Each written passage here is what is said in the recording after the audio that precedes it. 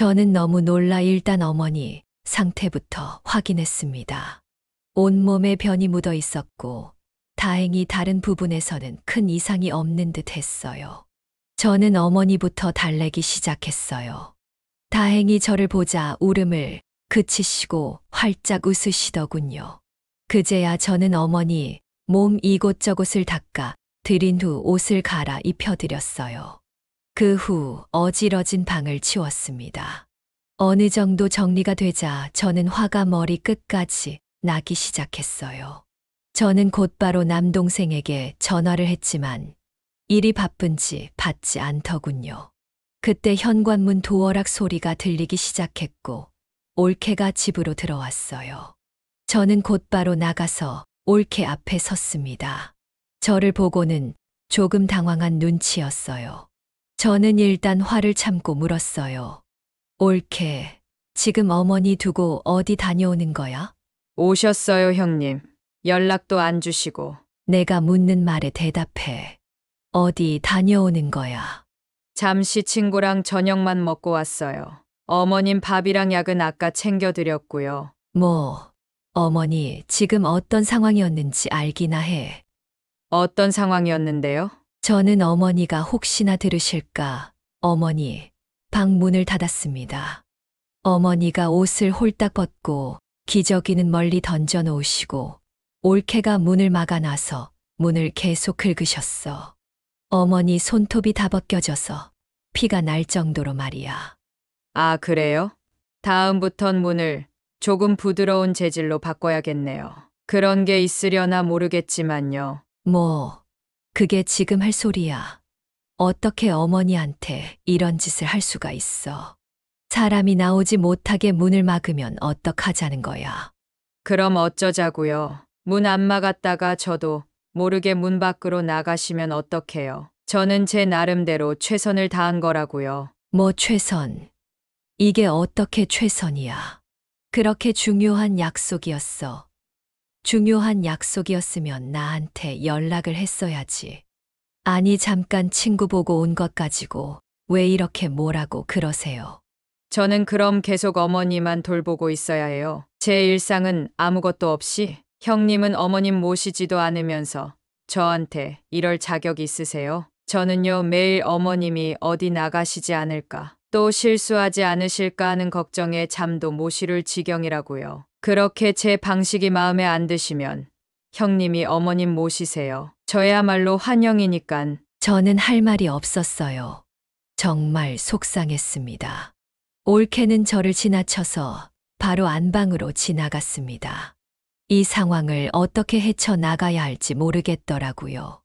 이게 어떻게 된 일일까요? 지금 남편과 아내가 치매 환자인 어머니를 사이에 두고 서로 싸움을 하고 있는데요. 오늘은 가족에 정말 비극적인 일이 일어났다가 기적적으로 구원받았다는 최경자님의 사연입니다. 어떤 내용의 이야기일지 바로 들어보도록 하겠습니다. 안녕하세요. 저는 올해 61가 된 서울에 사는 최경자라고 합니다. 개인적으로 사연 듣는 것을 좋아하는데 요즘 사연들 중에 저희 어머니에게 있었던 일과 비슷한 일을 당하신 분들이 계시더라고요. 그런 이야기를 들을 때면 저희 어머니 생각이 나서 혼자 눈물을 훔치곤 합니다. 몇 년 전 저희 가족에게 매우 큰 일이 있었습니다. 남들에게 쉽게 말할 수 있는 일은 아니었어요. TV 뉴스는 아니지만 신문에도 저희 기사가 실렸었고요. 시간이 지나 이 이야기를 여러분과 공유하고자 마음먹은 건 제 심경에 여러 가지 변화가 있었기 때문이었습니다. 몇 년이 지나니 조금은 마음이 괜찮아진 것도 있었고, 여러분에게 저희 가족에게 있었던 이야기를 공유하고 좋은 말씀을 들으면 앞으로 더 현명하게 살아갈 수 있을 것 같아서 이렇게 용기를 내게 되었습니다. 아직도 그때를 생각하면 손과 발이 떨릴 정도예요. 부디 이야기를 끝까지 들어주시고 좋은 말씀해 주시면 저희 가족이 앞으로 더 현명하게 그리고 행복하게 살아갈 수 있으리라 생각합니다. 서론이 길었네요. 그럼 이야기 시작하겠습니다. 저는 평범하게 자식들을 출가시키고 지금은 남편과 둘이 살고 있는 주부입니다. 제 자식들은 평범하게 회사를 다니며 자기 가정을 꾸리고 잘 살고 있죠. 그리고 저에게는 10살 터울 미친 막둥이이자 늦둥이 남동생이 하나 있어요. 남동생은 통신 사업 쪽을 하고 있는데 25년 전쯤 운이 좋아 사업이 커진 케이스였어요. 그렇다고 기업이라고 불릴 정도의 규모는 아니지만 그때 이후로 그 사업을 꾸준히 유지하면서 나쁘지 않게 살고 있습니다. 끔찍한 사건이 일어나기 전에는 올케와 함께 살고 있었고 자식은 2명이 있는데 모두 미국에서 유학 중이었습니다. 그리고 가장 중요한 저희 어머니. 아버지는 저희가 어렸을 때 일찍이 돌아가셨고 어머니 홀로 저희 자매를 키워 오셨어요. 공장에도 다니시고 장사도 하시면서 저희의 모든 뒷바라지를 다 해주셨습니다. 그래서 저와 동생은 항상 어머니에게 정말 잊지 못할 큰 은혜를 받았다고 생각했어요. 그리고 저희가 돈을 벌게 되면 평생 어머니를 모시고 살겠다고 다짐했습니다. 출가를 해서 저도 돈을 벌고 동생이 사업으로 돈을 좀 벌었을 때 저희는 서로 어머니를 모시려고 했지만 어머니께서 저희의 제안을 거절하셨어요. 제 남편과 동생의 와이프가 불편할 것이라 말했죠. 그리고 저희도 독립된 삶을 살라고 말씀해 주셨어요. 자신은 자신의 인생을 살아가겠다고 하셨습니다. 저는 어머니의 현명한 뜻을 받아들였지만 동생은 계속해서 어머니를 모시려고 했습니다. 결국 어머니의 고집을 이기지 못한 동생과 저는 돈을 모아서 모시는 것 대신 어머니에게 아파트를 한 채 사드렸어요. 그때만 해도 아파트 가격이 지금처럼 비싸지는 않았습니다. 어머니는 너무나 기뻐하셨죠. 정말 허름한 집에서 살다가 이렇게 깔끔한 집에서 살게 된 것이 믿기지 않는다고 하셨어요. 저와 동생은 가까운 아파트 단지에 살았고 어머니도 남동생과 같은 아파트 단지에 살게 되었습니다. 그것만은 제 동생의 완강한 부탁이었기에 어머니도 거절하지 못하셨죠. 저도 어디 가선 효녀라는 소리를 종종 듣습니다만 동생은 정말로 효자였어요. 항상 아침에 일어나면 어머니의 안부를 묻고 저녁에 자기 전에는 잘 주무시라고 또 연락을 드렸습니다. 그리고 일주일에 한 번은 꼭 어머니와 산책을 하거나 밥을 먹는 등 같이 시간을 보냈어요. 제가 봐도 동생은 정말 어머니를 사랑하고 존경했습니다. 그러던 어느 날이었어요. 동생에게 급한 전화가 왔습니다. 누님, 빨리 어머니 집으로 좀 와주세요. 무슨 일이니? 오면 말씀드릴 테니 최대한 빨리 와주세요. 저는 큰일이 난 것 같아 아무 옷이나 집어 입고 바로 어머니 집으로 갔습니다. 갔더니 어머니와 동생이 거실에 앉아 있더라고요. 제 눈에는 아무 이상이 없어 보였어요. 저는 동생에게 자초지종을 물었습니다. 도대체 무슨 일이야? 이리 와보세요. 누님, 동생은 어머니가 들으실까봐 저를 작은 방으로 불렀고 문을 닫았습니다. 동생은 이미 한 번 울었는지 눈시울이 붉었습니다. 무슨 일이길래 이렇게 호들갑이야? 마음 단단히 먹고 들으세요, 누님. 어머니가 치매기가 조금 있으신 것 같아요. 뭐라고? 그게 무슨 말이야? 아까 오후에 경비 아저씨에게 급하게 전화가 와서 내려갔더니 어머니가 현관문 비밀번호를 몰라서 못 들어가고 있으시더라고요. 그냥 까먹으신 거 아니야? 나이 들면 종종 까먹곤 하잖아. 아닌 것 같아요. 누님한테는 말씀 못 드렸는데 저번에 저랑 산책하실 때도 아버지 어디 갔냐고 물으시기도 했어요. 제 이름도 가끔 까먹으시는 듯 했어요. 제가 무슨 질문을 하면 말하는데 한참 걸리시기도 했고요. 말도 안 돼. 우리 어머니가 왜 도대체 무슨 잘못을 저질렀길래 저는 그 자리에 주저앉아 버렸어요.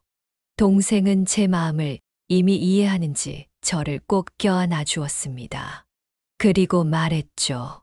저희가 이렇게 있으면 안 돼요. 마음 단단히 먹고 이제 어머니 어떻게 모셔야 할지 생각해 봐야죠. 저는 간신히 울음을 참으며 고개를 끄덕였습니다. 저와 동생은 곧바로 어머니 병원을 예약했어요. 예약이 밀려 있어서 하루를 기다려야 했습니다. 저는 그때까지 일을 하는 동생 대신 어머니 집에 함께 있었어요. 남편한테도 전화해서 양해를 구했죠. 저는 하루 동안 어머니를 유심히 지켜보았어요. 어머니와 밥을 먹고 산책을 하고 같이 드라마를 봤죠. 겉으로 보기에는 제가 아는 이전의 어머니랑 다를 바 없었어요. 하지만 그 하루 동안 어머니는 무려 10번이 넘는 실수를 하셨습니다.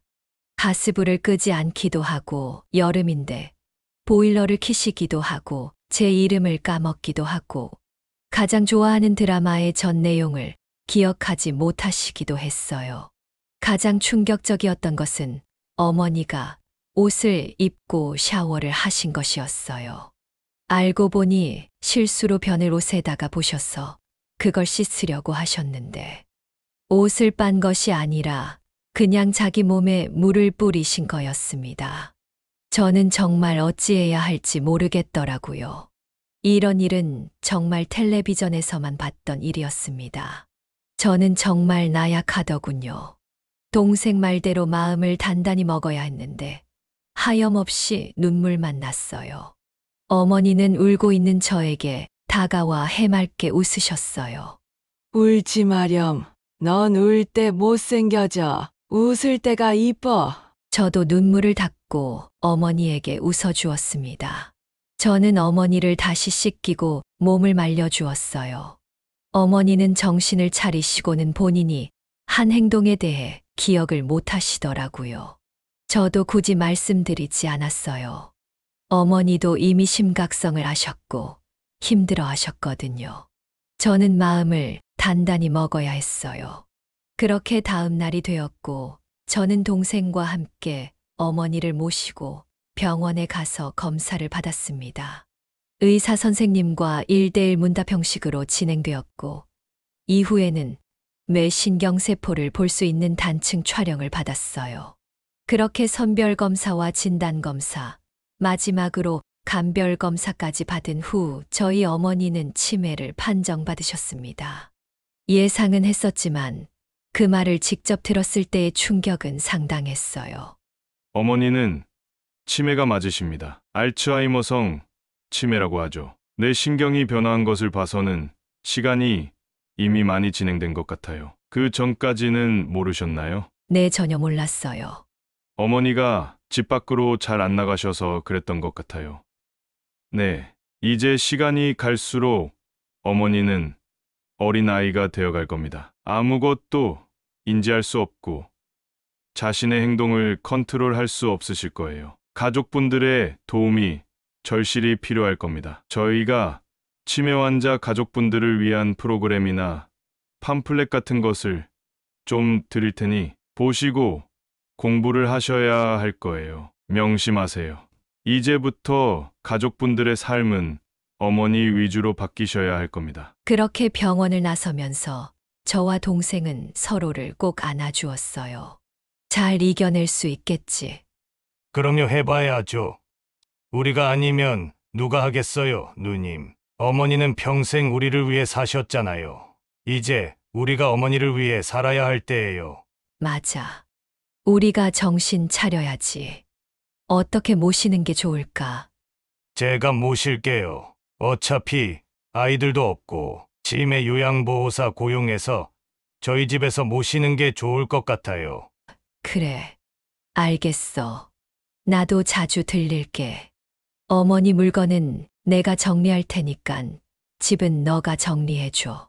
네, 누님. 그리고 어머니 위한 공간을 만드는 게 좋을 것 같아서 집을 좀 더 넓은 곳으로 옮겨야 할 것 같아요. 어머니 치료도 병행할 수 있게요. 좋은 생각이다. 그렇게 저와 동생은 어머니를 모시기 위한 방법을 모색하기 시작했어요. 어머니 집이 정리될 때까지는 제가 붙어서 어머니를 모셨고, 남동생은 어머니 집을 정리하고 더 넓은 주택으로 이사를 했습니다. 동생과 저는 시간이 날 때마다 치매 교육을 받으러 다녔고 여러 책을 사서 읽기도 했습니다. 어머니의 상태는 점점 심각해지기 시작했어요.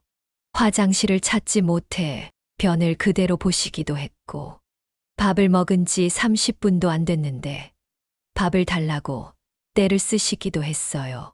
정말 어린아이 같았죠. 저는 적응하기까지 정말 오래 걸렸는데 동생은 참 대단했어요. 그런 어머니를 정말 잘 대하더라고요. 그렇게 저희의 삶은 조금씩 안정되어 가는 듯 했습니다. 괜찮은 요양보호사 2분을 고용해서 오전, 오후 번갈아 가며 어머니를 돌보았어요. 하지만 저녁 이후에는 모두 퇴근을 하셔서 저녁부터 다음 날 아침까지는 올케와 남동생이 어머니를 돌봐야 했어요. 동생은 올케에게 많은 부담을 주지 않기 위해 자신이 일하는 시간을 줄이고 어머니에게 시간을 많이 투자했습니다. 하지만 그럼에도 올케는 불만이 많아 보였어요.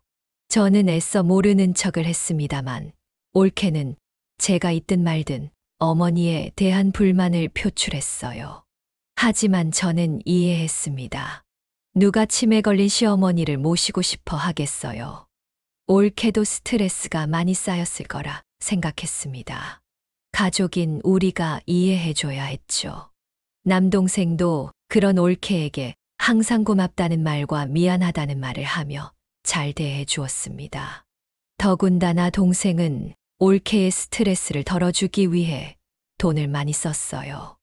올케가 가지고 싶어한 명품들을 많이 사주었습니다. 그렇게 시간은 지나갔어요. 저와 동생은 알츠하이머라는 병에 대해 많이 공부했고 의사 선생님의 말처럼 정말 저희의 삶은 어머니 위주가 되었습니다. 제 일상 중의 반은 어머니에게 가 있었고 그건 동생도 마찬가지였어요. 가족들에게 미안한 마음이 있었지만 어쩔 수 없었어요.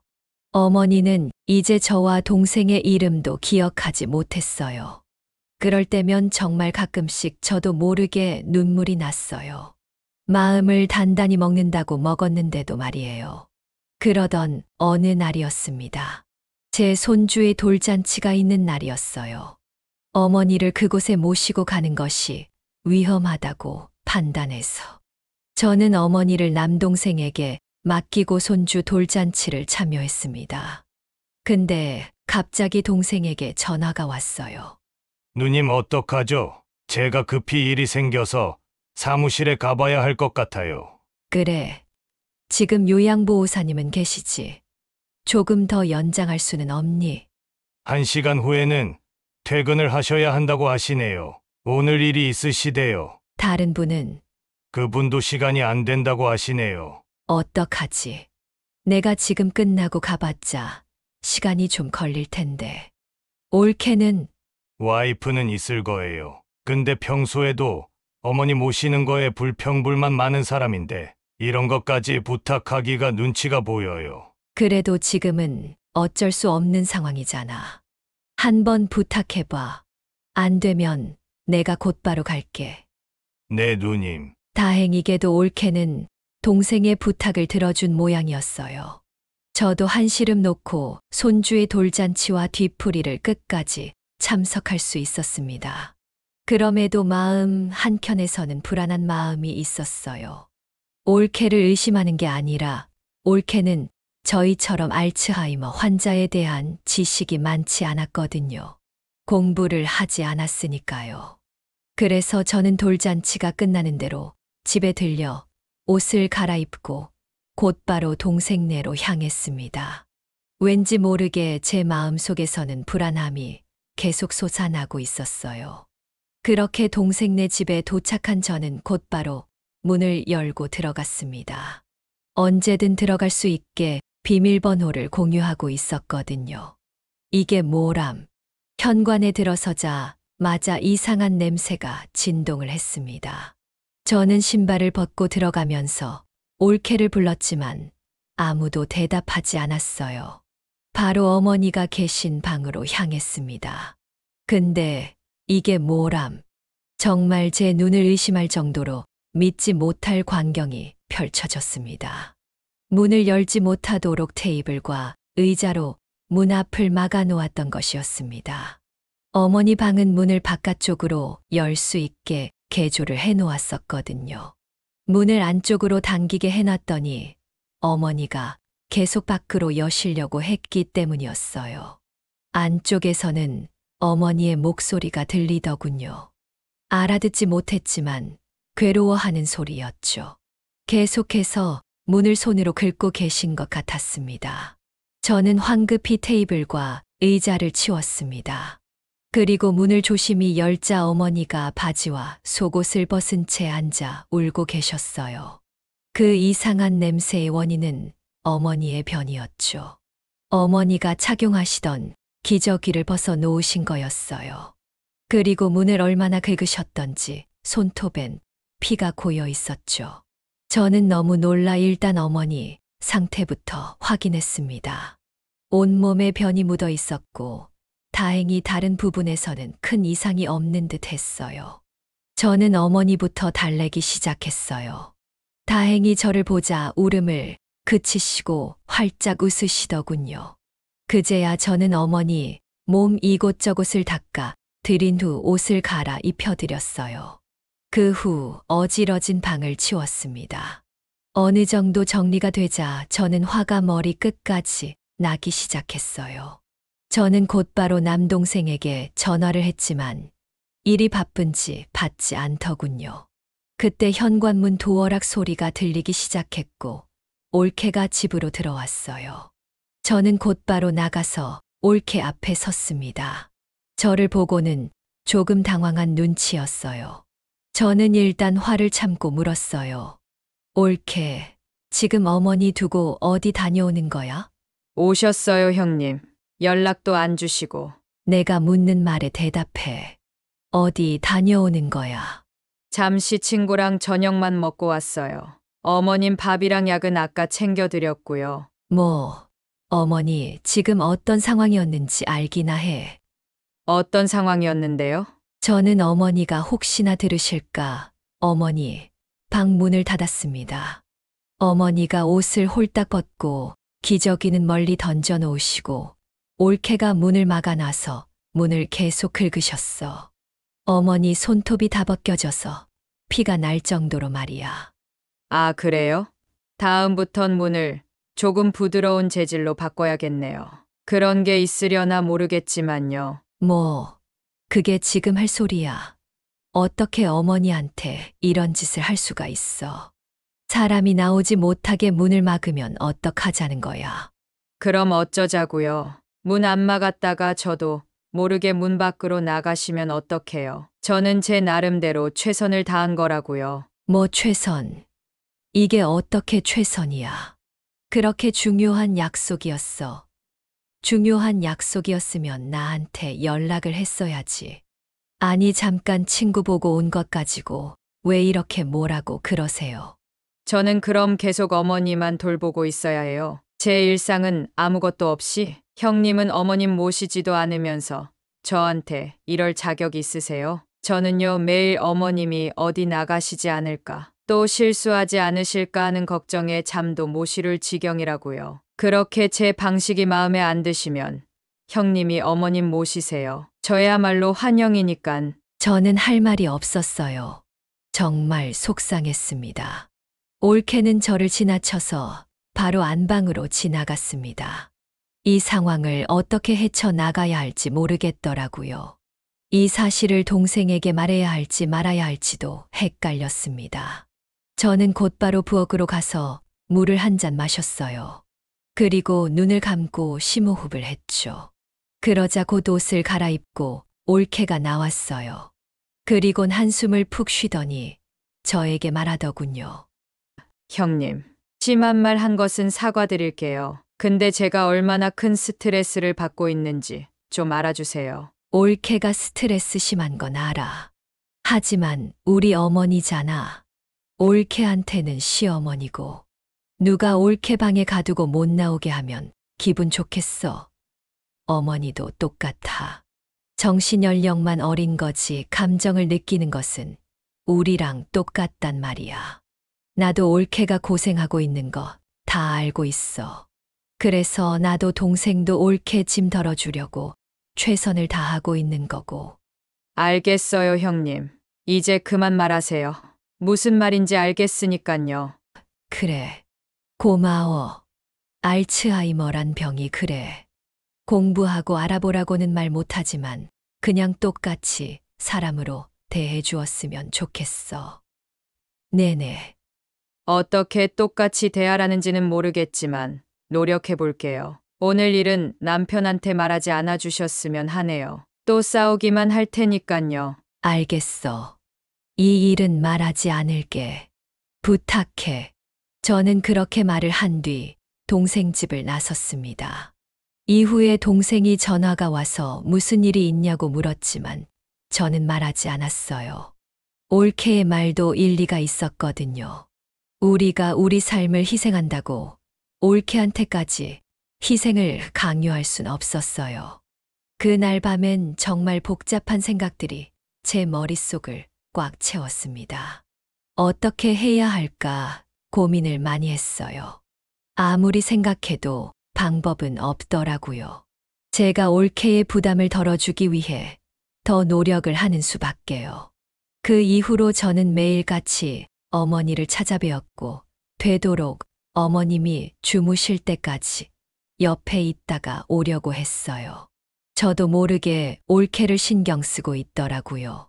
그러면 안 됐지만 올케가 또 어머니한테 무슨 짓이라도 할까 무서웠어요. 폭풍의 눈처럼 조용한 일상이 지나가던 어느 날이었습니다.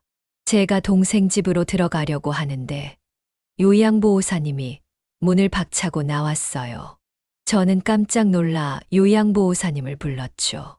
아주머니, 아주머니, 어디 가세요?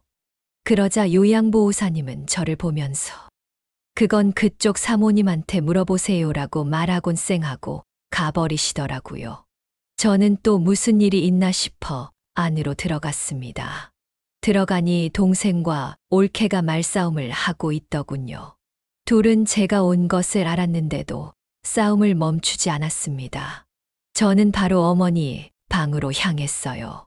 어머니는 토라진 것처럼 벽에 기대 앉아 있었습니다.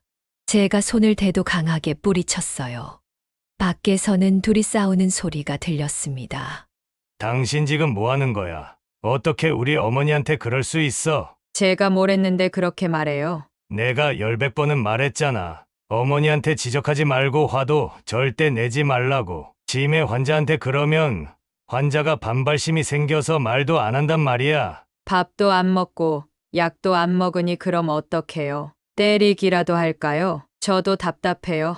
내가 무슨 간호사도 아니고 나한테 너무 무리한 걸 요구하는 거 아니에요. 이야기를 들어보니 올케가 또 어머니한테 화를 내고 지적질을 한 것 같더라고요.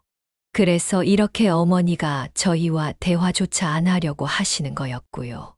당신이 내가 가장 믿는 사람인데 당신이 이러면 어떡하자는 거야? 내 어머니라고. 내가 장모님한테 그러는 거 봤어? 장모님한테 내가 그러면 당신은 화 안 날 것 같아? 우리 엄마 이야기는 왜 꺼내요? 그리고 당신이 어머니한테 하는 거 10분의 1이라도 우리 엄마한테 했으면 내가 이러지는 않아요. 항상 당신 어머니만 챙기고 우리 어머니랑 나랑은 찬밥 신세죠. 내가 언제 그랬어? 장모님이랑 여행도 같이 가고 항상 용돈도 챙겨드리고 자주 연락도 드렸는데 그건 당신과 하늘만 알겠죠.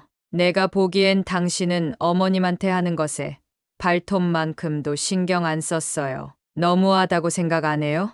당신은 나보다 어머니가 100배, 1000배는 중요하죠. 문을 닫았지만 둘의 소리는 안까지 들어왔죠.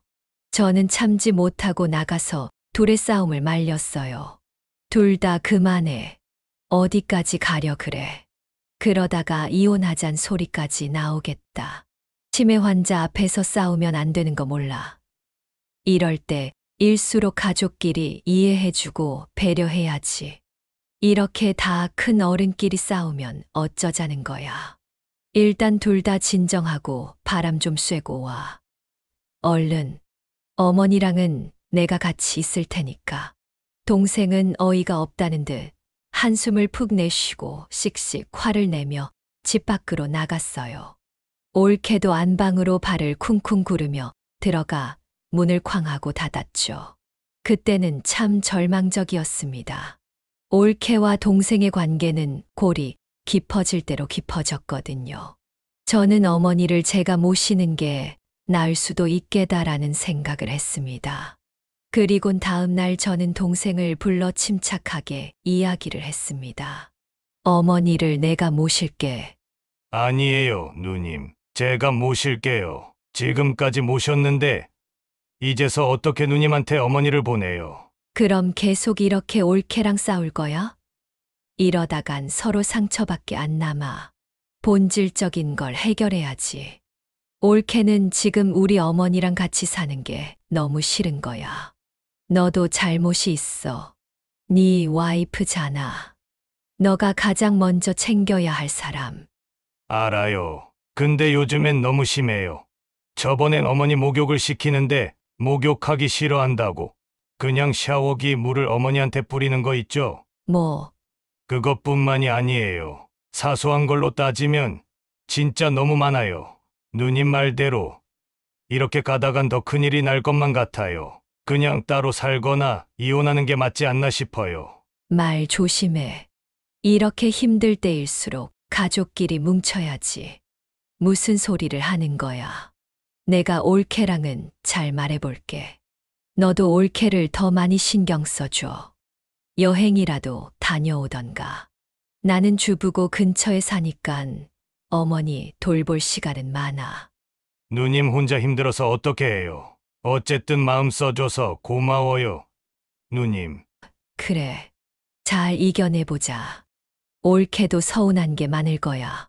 그렇게 저는 올케에게 가서도 화해하라고 말을 했습니다. 올케도 나름대로 서운한 게 많더군요. 저는 1시간 넘게 올케의 서운한 것을 다 들어주었습니다. 어쨌든 둘은 화해를 했고 그렇게 잘 넘어가나 했습니다. 올케도 동생과 저의 눈치를 보며 어머니를 돌봐주었고 동생과 저도 올케가 힘들지 않게 배려를 많이 해주었어요. 그러던 중 어머니를 모시고 산책을 나갔을 때였습니다. 저와 동생이 함께 조용한 공원을 걷고 있었죠. 그때 맞은편에서 올케가 왔습니다. 함께 걷자고 동생이 부른 거였죠. 그때였습니다. 갑자기 어머니가 올케를 보고는 화를 내기 시작했습니다. 이유는 알 수 없었죠. 동생이 도중에 말리긴 했지만 어머니는 올케의 몸을 때리기도 하고 침을 뱉기도 했습니다. 저와 동생 그리고 올케는 너무 당황했어요. 이유가 궁금했지만 어머니에게 물어봐도 그저 화를 낼 뿐이었어요. 그래서 결국 그 둘을 급히 떼어놓을 수밖에 없었습니다. 동생은 어머니를 챙기고 제가 올케를 챙겼어요. 저는 올케에게 물었습니다. 혹시 어머니랑 무슨 일 있었어? 무슨 일이라뇨? 저는 밥 잘 챙겨드리고 약 챙겨드리고 한 것밖에 없죠. 저 지금 너무 황당하네요. 어머니가 한 번도 저런 적이 없으신데 이상하네. 그게 무슨 말씀이세요? 제가 어머니한테 또 무슨 짓이라도 했을까 봐요. 아니 그런 게 아니라 정말 이상해서 그런 거야. 올케는 제 말에 기분이 나빴는지 빠른 걸음으로 집으로 돌아갔어요. 며느리의 목소리가 떨리고 저희 눈을 똑바로 쳐다보지 못하는 게 조금은 의심스럽긴 했습니다. 하지만 심증은 있었어도 물증이 없었어요. 다음 날 저는 부디 아무 일 없길 빌면서 다시 어머니 집으로 향했습니다. 근데 집에선 또 큰 소리가 들리고 있었어요. 저는 급히 집 안으로 들어갔어요.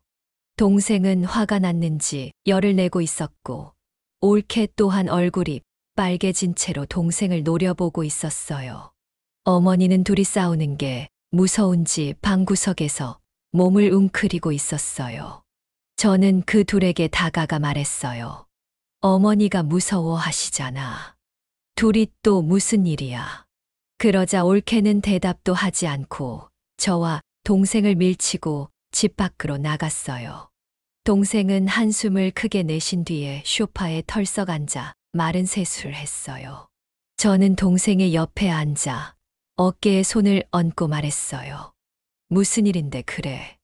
그러자 동생은 오른쪽 탁상에 올려져 있는 구겨진 종이책들을 하나 저에게 내밀었어요.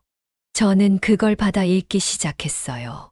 그 종이책들은 다름 아닌 치매 전문 요양원 팜플릿이었습니다. 저희가 살고 있는 서울과 전부 먼 곳이었어요.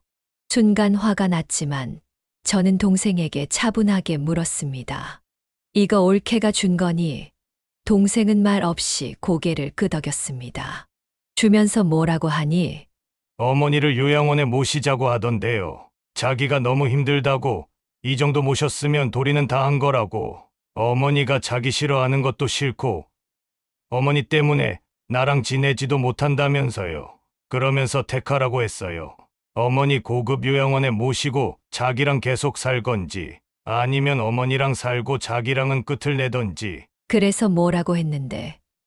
동생은 다시 한번 숨을 깊게 들이마셨다 내뱉었어요. 그리곤 말했죠. 나가라고 했어요. 뭐, 그렇게 극단적으로 말하면 어떡하니? 그럼 어떡해요, 누님. 자기가 먼저 택하라고 했는데 제가 어머니를 어떻게 보내요. 저희가 힘들어서 어머니 다른 사람 손에 맡기는 거잖아요. 저는 죽어도 못해요. 아니, 안 해요. 어머니가 저희를 어떻게 키우셨는데 자식이 돼서 어머니 모시는 게 힘들다고 다른 곳에 보낸다고요? 그게 말이 돼요? 저는 그 말에 뭐라고 대답해줘야 할지 모르겠더라고요. 참으로 어려운 문제였어요. 올케의 말이 무조건 틀린 건 아니었거든요. 어머니가 그렇게 되시면서 동생과 올케가 단둘이 있는 시간이 굉장히 많이 줄었고 사이도 악화되었으니까요. 그렇다고 제가 모신다고 말이 선뜻 나오지 않더라고요.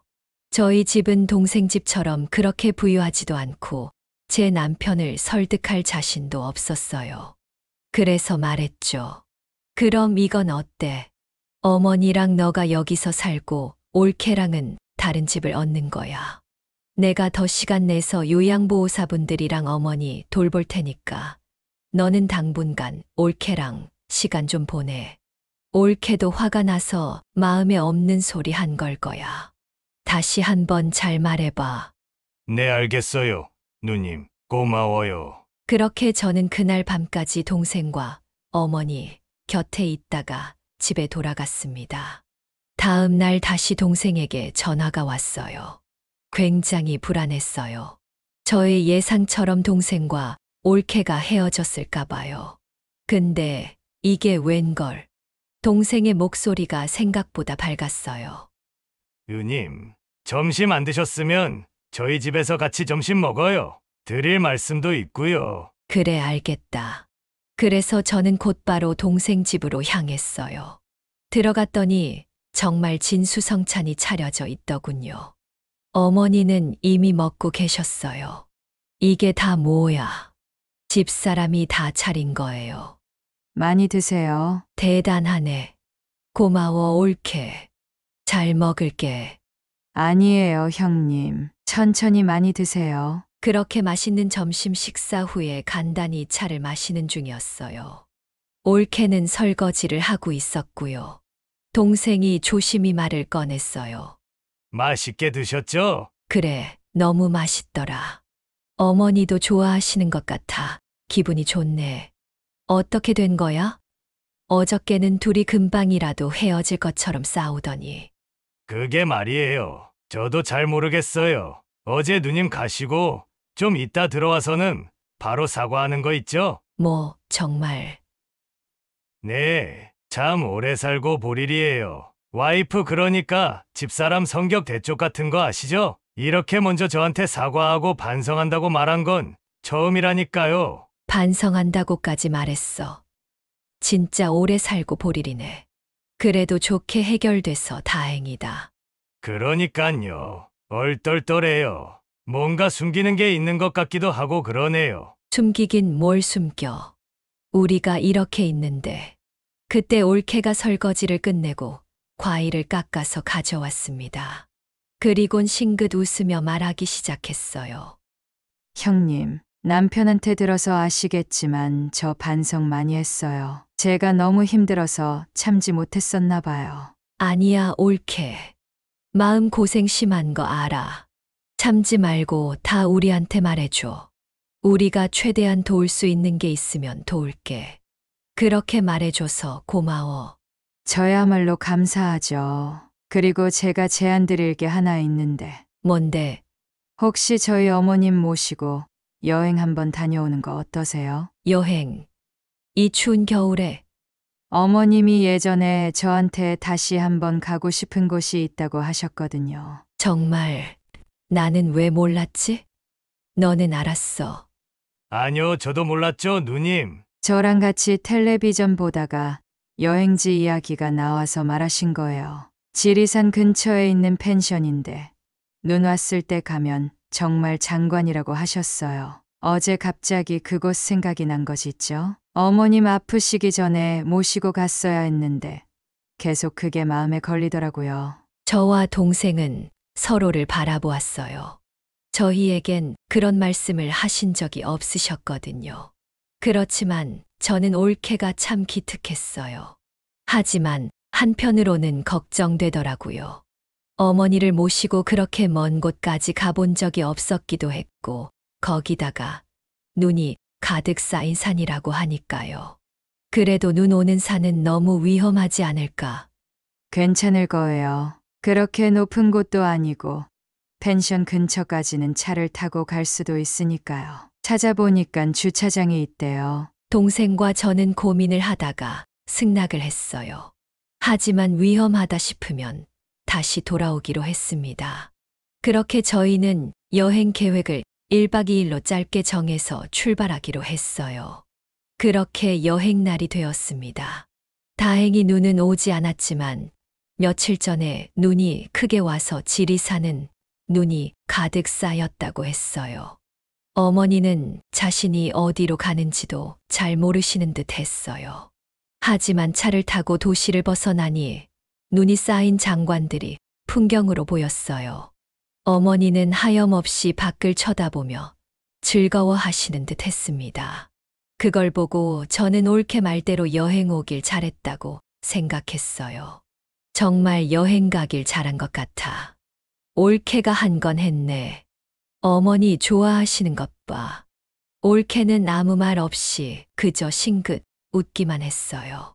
자기가 먼저 가자고 했는데 기뻐하다기보다는 어딘가 경직되어 있는 듯 했습니다. 긴장한 사람인 것처럼 보였어요. 그렇게 차를 타고 가다가 중간에 밥을 먹고 펜션에 도착하니 어느새 늦은 오후가 되었습니다. 걱정과는 달리 차로도 어느 정도 갈 수 있었고 걸어서 가야 하는 거리는 얼마 안 되었어요. 어머니는 눈 쌓인 산을 보고는 아이처럼 즐거워하셨어요. 저는 한편으로는 반성을 했습니다. 올케도 아는 걸 제가 몰랐으니까요. 어머니가 뭘 좋아하는지도 모르니 이런 불효녀가 없쇼. 어쨌든 저희는 펜션에 도착해서 모닥불을 피워 불구경도 하고 거기다가 고구마와 감자도 구워 먹었습니다. 저녁에는 펜션 주인분이 준비해 주신 고기를 구워 먹고 이런저런 이야기를 하다가 잠자리에 누웠어요. 어머니는 피곤하셨는지 일찍이 주무셨죠. 어머니가 혹시 나갈 수도 있어 자기 전에 문을 다 잠궜고 출문 쪽은 미리 준비해온 자물쇠로 잠가 놓았어요. 술도 조금 먹어서 잠이 스르르 오더군요. 그렇게 달콤한 잠을 자고 일어났습니다. 근데 밖이 시끄러운 거예요. 급하게 나갔더니 동생이 얼굴이 사색이 되어 있었습니다. 무슨 일인데 그래? 어머니가 안 계셔요. 뭐, 올케는 이미 밖에서 어머니를 부르며 찾고 있었고 저희 또한 급하게 옷을 입고 밖으로 나갔습니다. 나가면서 저는 동생에게 물었습니다. 아니, 자물쇠로 문을 잠갔는데 어떻게 나가신 거야? 장문으로 나가신 것 같아요. 동생과 올케는 펜션 위쪽으로 어머니를 찾으러 나섰고, 저는 밑으로 내려가 펜션 주인에게 사정을 말한 뒤 경찰에 신고를 했습니다. 그리곤 올케와 동생을 따라 어머니를 찾으러 나섰죠. 그렇게 시간이 지나면서 저는 점점 두려웠습니다. 어머니가 언제 밖으로 나가셨는지 모르겠지만, 이렇게 추운 날 오랜 시간 있다면 목숨이 위험할 수도 있었으니까요. 그렇게 구조대까지 오셨고, 많은 사람들이 지리산 기슭을 오르며 어머니를 찾아 헤맸습니다. 그렇게 4시간이 흘렀고, 구조대로부터 어머니를 찾은 것 같다고 연락을 받았습니다. 저와 동생 그리고 올케는 그쪽으로 불이 나게 달려갔습니다. 알고 보니 어머니는 산을 올라간 것이 아니라 밑으로 내려가셨더라고요. 어머니는 응급차에 구조대원이 덮어준 담요를 덮고 누워 계셨어요.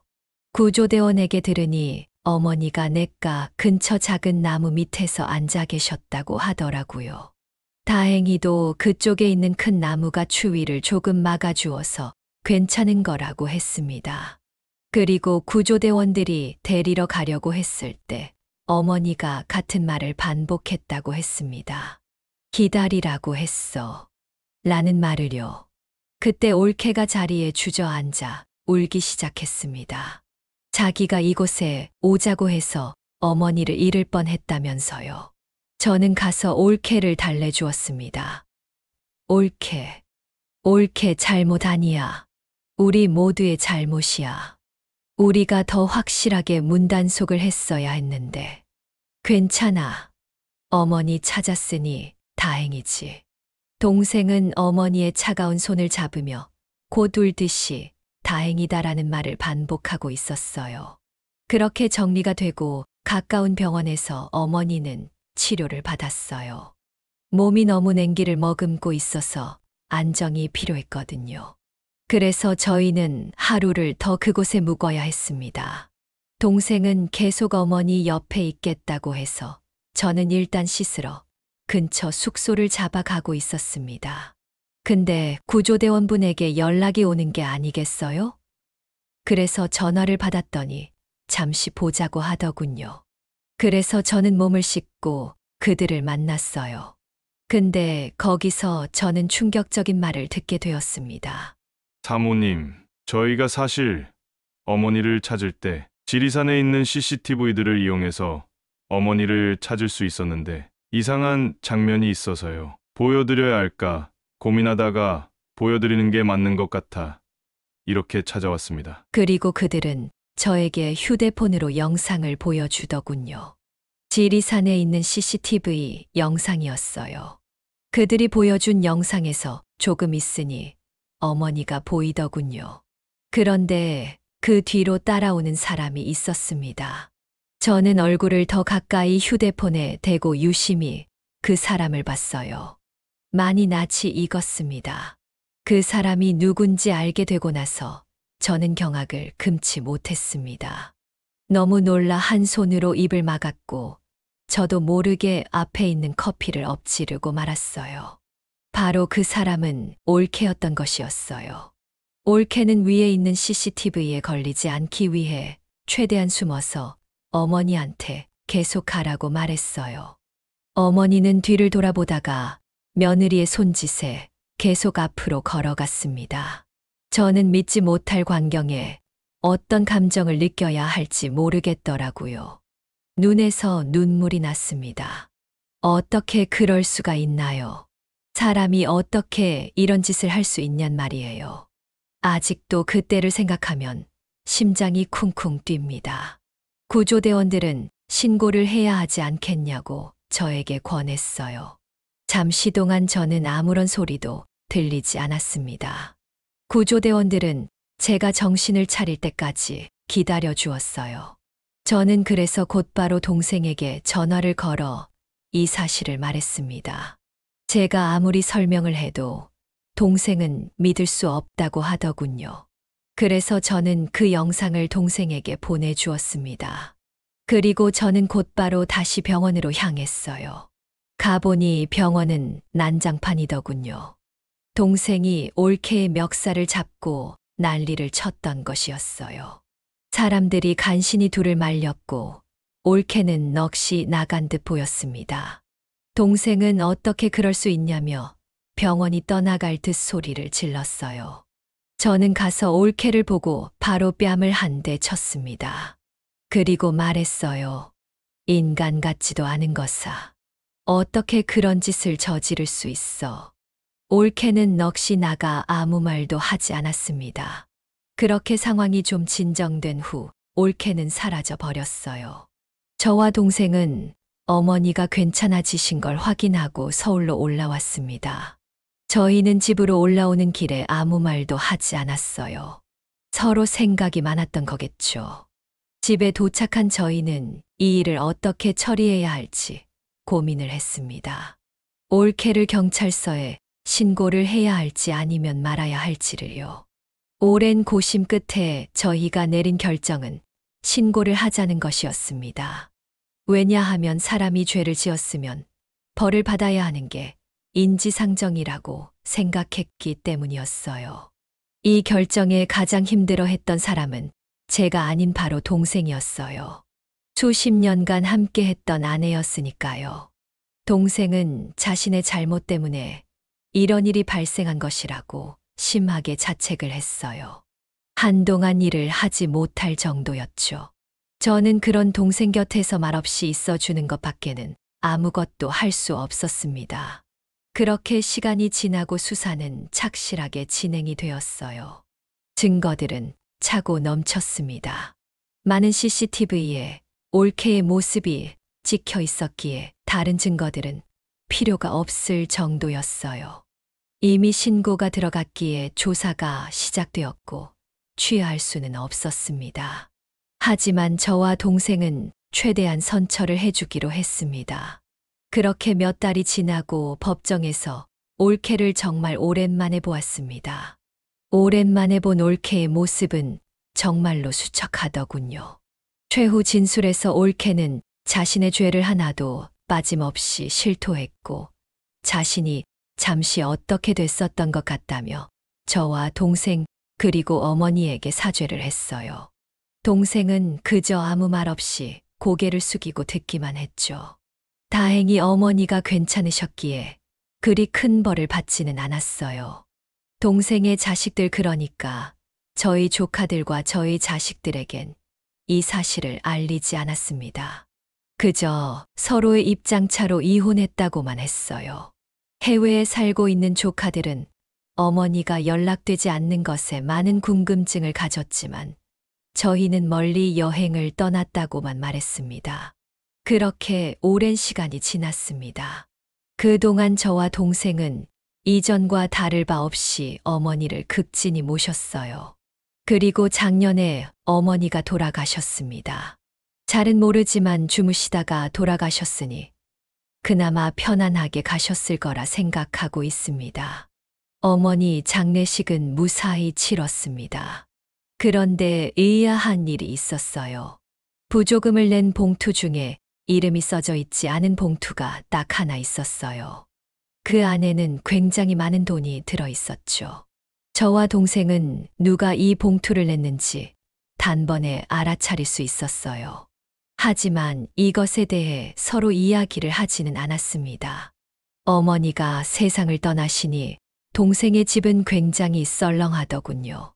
그리고 어느 날 동생은 저에게 말했어요. 누님, 이제 저는 뭘 하며 살아야 할까요? 제가 잘못 산 것 같은 느낌이 요즘 자꾸 들어요. 아니야. 너는 최선을 다해 살았어.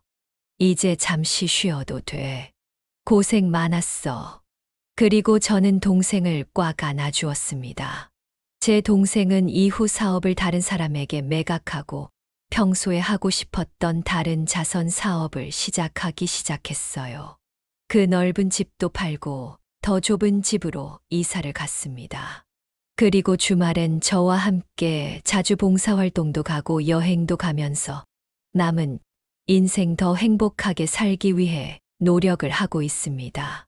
저희 가족에게 있었던 큰일은 저희에게 많은 상처와 고통을 주었지만 이 또한 운명이라고 느낄 때가 있습니다.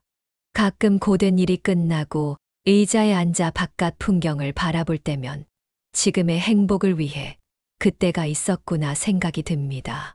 저와 동생은 앞으로도 더 나은 인생을 바라보며 열심히 살아가려고 합니다. 미래가 어떻게 될지는 아무도 모르는 것이니까요. 저희 가족 이야기 어떻게 들으셨나요? 다시 돌아간다면 저와 동생은 어떻게 했어야 했을까요? 저희는 잘했던 것일까요? 앞으로 남은 인생은 어떻게 살아가야 할까요? 여러분의 현명한 조언 기다리겠습니다. 그럼 이야기 여기서 마무리해야 할 것 같네요. 지금까지 저희 가족 이야기를 들어주셔서 정말 감사드립니다. 네, 오늘 이야기는 어떠셨나요? 오늘 이야기를 듣고 어떻게 생각하시는지 어머님, 아버님의 생각을 댓글로 공유해주세요. 어머니, 아버님 사연을 공감해주시는 구독자분들이 벌써 12,000명을 넘어섰는데요. 정말 진심으로 감사드립니다. 저는 또 다른 사연으로 찾아뵙겠습니다. 좋아요, 구독, 알람 설정을 통해 앞으로도 따뜻한 정을 나눌 수 있게 함께 해주세요. 어머님, 아버님의 삶의 지혜와 경험을 나눌 수 있는 통로가 되겠습니다. 오늘도 인생을 바꾸는 관점을 통해 사연을 들어주셔서 감사합니다.